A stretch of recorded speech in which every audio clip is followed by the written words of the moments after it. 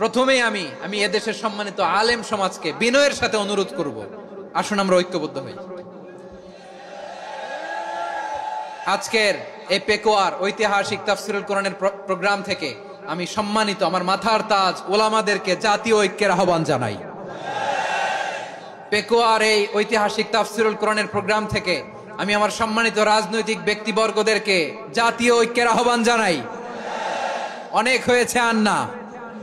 আধিপত্যবাদকে রুখে দিতে হলে, বাংলাদেশের বিরুদ্ধে যে কোনো ধরনের ষড়যন্ত্রকে রুখে দিতে হলে জাতীয় ঐক্যের কোনো বিকল্প নাই। চিল্লায় বলো ঠিক কিনা? আর কাদা ছড়াছড়ি করব না ইনশাআল্লাহ। বলেন আল্লাহুম্মা ফারশাদ। আল্লাহ তুমি সাক্ষী থাকো, আল্লাহ তুমি তৌফিক দাও। আওয়াজ করে পড়েন আমিন।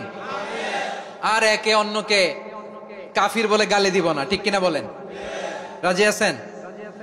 ধ্বংস করে দিয়েছি আমরা আমাদেরকে। আপনারা হালাকু খানের নাম শুনেছেন?